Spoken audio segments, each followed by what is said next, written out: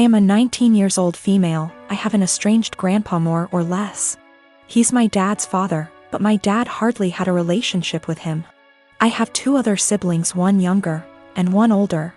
My grandma divorced my grandpa when my dad was only 10. So he lived with my grandma his whole life in a different state and didn't see him. When he got older, he saw him a little more, and my grandpa started coming around a little bit more as well. He'd stay for a week at a time and then go home. He was an old, bitter man, to be honest. He never got remarried and lived his whole life in his coastal town with the same friends he'd had his whole life. He wasn't pleasant to be around and could hold grudges longer than anyone I've ever met. But regardless of this, he was filthy rich. He owned a successful business that he sold for $1 million. He retired after selling, but his house sits on an island as well as the biggest piece of land on the island. So it sold for well over $3 million. I was never close with my grandpa, but I took after his sister who is in right now, and he adores her. He always told me that he was proud to see me follow in her footsteps. He died a few months ago. Since then, my family has been torn apart. He left everything to me. He essentially liquidated all of his assets, and it ended up being close to $8 million. I was shocked. I didn't and still don't know what to do with the money, but I'm going to save it. My dad and stepmom as well as my siblings are hounding me to split the money with them.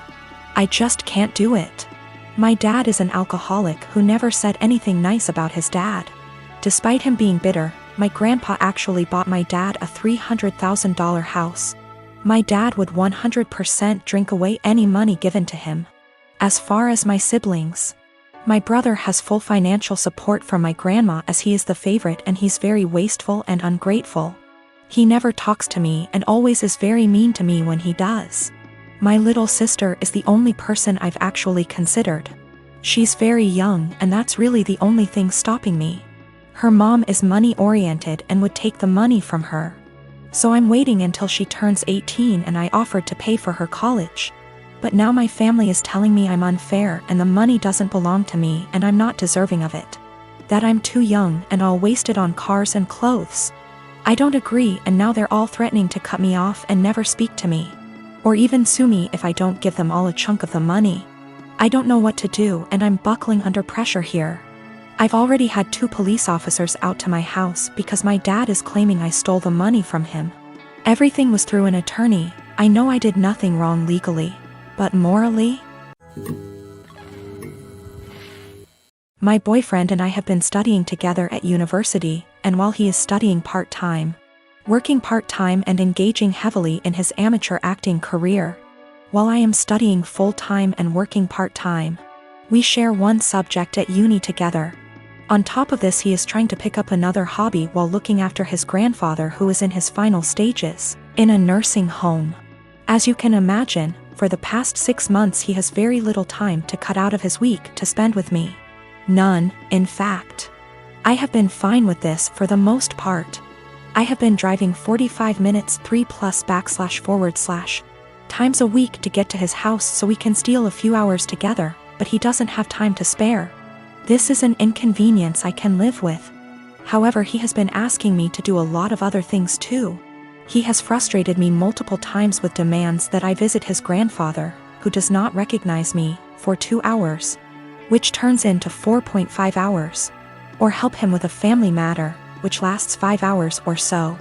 Every time this happens, he promises he will drive me home. And every time he says he doesn't have time anymore and I need to catch the train home, 1 hour plus walking. I have spoken to him about how this is unfairly affecting me, and he seems to take it on board, but just forgets again the next time he needs something.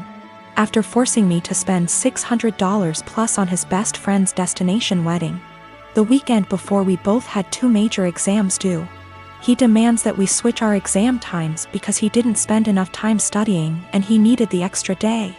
I concede, and he squanders his spare day sleeping because he needed it. I take my classes very seriously and I feel very over by his demands. I understand that family matters / best friends are important things, but he has eaten into hours and hours of my study time, and my grades are dropping. Not only that, but it's affecting my emotional health also. I have expressed to him that it is affecting me badly, but he tells me I'm being very unsympathetic and selfish. What's more is that I have about $10,000 in savings. He recently became aware of this and has demanded that I help him pay his bills because we're a team. He is broke. I helped him with a few, but drew the line after $500 because he is very irresponsible with money and there's only so much I can pour out before it seriously affects me. He is also demanding that I give him access to my bank account because we are in this together. And he wants to marry me one day, so we should start sharing now. I don't really know what to do. I want to be a good girlfriend and do what he needs me to do right now, but it's beginning to affect my health. My twin sister, May, and I are identical. At the end of our first year of college, I was in a car accident, and I ended up with a facial scar and major trauma. I started seeing a therapist because of the nightmares and the fact that I was panicking any time I got into a car. That led to me realizing there were some deeper issues, which we worked on. As part of that work, I got a physical. Started working with a dietitian to fix my diet and the smorgasbord of vitamin deficiencies it caused. I started working out, strength training 3 days and sprints or hit on 3 with our older sis. By the end of our first year of college, we had each gained about 30 pounds. By the end of the next year, I had lost half of it, but I was smaller at 134 pounds than my previous 120 because of the muscle mass. And that's been my size for the past half-decade. I found a new beautician, and she gave me long layers to make my natural curls be curls instead of waves of frizz. I always wanted but that my old one said would look bad and refused. I stopped bleaching it and let it go its natural dark blonde / light brown. I stopped spray tanning. Again, that's been my look for the past 5 years. I live in a rural area, and the internet isn't great. Things like FaceTime just aren't options, and I can't post a lot of pics on social media //see of it. This is relevant because a big issue is that May didn't see me over the quarantine. We talked on the phone a couple times a week, but it mostly revolved around her wedding planning. She got engaged before the Rona put us on lockdown. I wasn't her mo, so mostly I was being told decisions, not involved in the process. When it came to the bridesmaids' dresses, May sent our sister, Sil, and me a link and told us to get it in our size. Same with hair and makeup, but we had to arrange for a beautician because May's wouldn't do more than 4. And she wanted her friends at the appointment with her. Except she didn't do a bachelorette party with us, she did with her friends, or rehearsal dinner. So May didn't see any of us until the start of the wedding. She was livid. Apparently, she thought we would have stopped working out because of the Rona, even though we did it at home. Or that we would have stopped when she announced her engagement, so we didn't upstage her. She was mad because I didn't try to hide my scar and didn't tan, thought it would be implied. She made several snide remarks before throwing a drunk temper tantrum at the reception, basically accusing the 3 of us. But me ESP of trying to upstage her. I don't have that excuse //see I was a DD so sober, but I, quite famously, have a low tolerance for angry or crying drunks. I told her, if you're so insecure, you should have got off your ass instead of expecting us to lay on ours to make yours look better. It only got worse. Our family is on my side //see I didn't start it or do anything. But his family and her friends are giving me shit.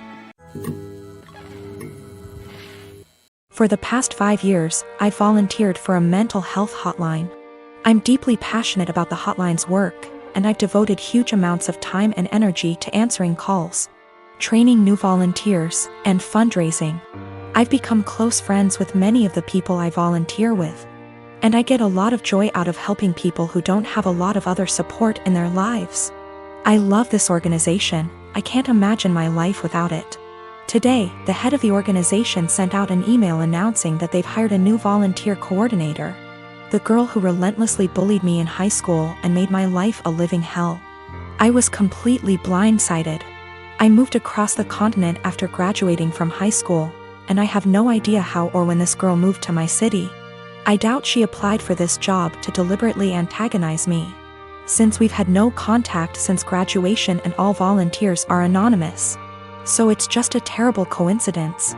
But it still means I'm going to have to be working with a person who was unbelievably cruel to me. I really don't know what to do. Obviously, all of this was a long time ago, and it's possible she's cleaned up her act since high school. But I still hate the idea of even being in the same room as this girl. I've had her blocked on every platform for, wow, over a decade now. It looks like my only options are to A. Tough it out and deal with this person coming back into my life, or B. Quit the hotline after 5 years of service. I went for my regularly scheduled afternoon shift at the hotline, and the girl just happened to be there for some kind of orientation. I wasn't expecting her to be there, so I initially just kept my head down and ignored her. A little while into the shift, she came over to introduce herself, and genuinely didn't seem to recognize me. I've cut my hair and gotten glasses since high school, so that could have been it. It was a very brief interaction, and I didn't say anything to her in return, just nodded and smiled. After she left, I asked my shift supervisor if I could speak with her privately. I followed some of the advice here, just letting her know that I have a history with this person and I'm not comfortable working with her directly. The shift supervisor was very understanding and said that she could arrange for me to only serve shifts when the girl isn't supervising. She also offered to let me schedule my shifts through her instead of through the girl, which I appreciated. Unfortunately, it seems like there will be an unavoidable level of casual interaction, given that the girl is working in the facility on a full-time, 9-to-5 basis. I think I'll be able to stick it out for now, but we'll see. The shift supervisor did ask me what I wanted to tell the girl. Vis-a-vis an excuse for my not wanting to be on shift with her, but I couldn't think of anything to say. So I left it up to her.